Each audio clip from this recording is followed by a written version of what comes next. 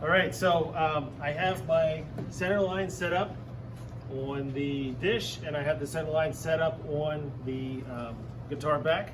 The guitar is going to be lined up. I dry fitted, made sure it worked. I brought it over here, set it up with the go bars, made sure those worked as well. And then now I'm going to go ahead and set this thing up and get the glue finalized. Now, for this, again, as they say, always have a partner. Scott, before you start, is there any sense where you have overlap to put some tape in a few spots so that doesn't slide on that work table?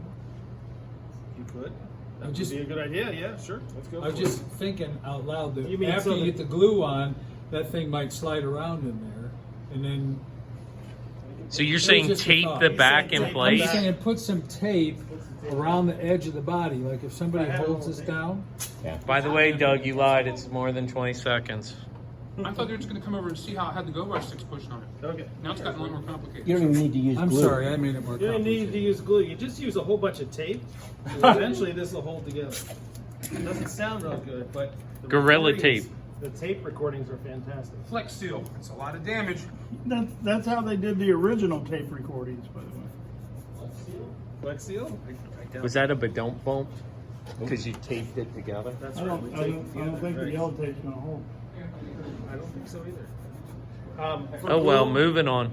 Moving on, I'm going to put the glue on again, using sparingly so it doesn't run out. This time, instead of running through, since we glued the top one from the top down, the glue is probably going to run down and across the face. So you want to be cautious with as much glue as you're putting on here before it can squeeze out and go down. And especially because if you're sloppy here, you could see it when you look in the sound hole. Whereas if you're sloppy with the top, very rarely will you see that on the inside. Another thing you want to make sure that you do, and you guys can correct me if I'm wrong, make sure you take the hard edges off of both end blocks so that you don't get any transfer through. Is that correct? That sounds beautiful. Huh?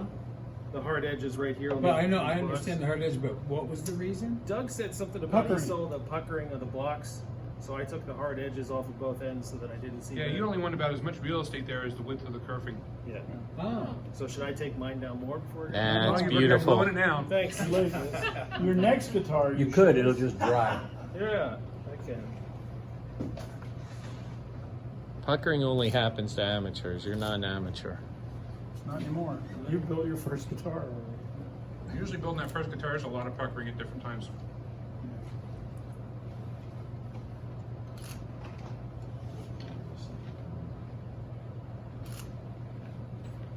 And if you see anything, you can, again, carefully push this through.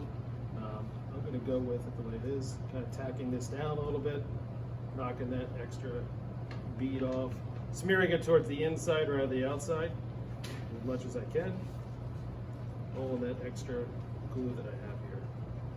Hoping that it makes sense and it works. That's right. Isn't that what we do for a career? Pretty much. Fake it till you make it. I heard you say to the president, you don't know what you're doing. So. Well, he knows that.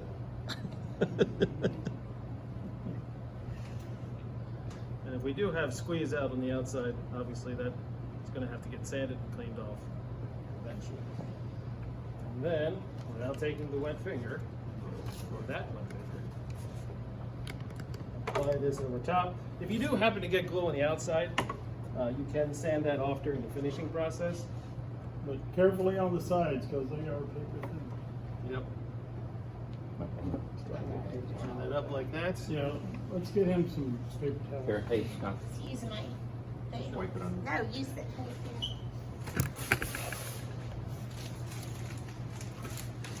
Oh, that's an actual He paper doesn't towel. like you. I had Here, paper. just leave that roll here because we're all going to be meeting it soon.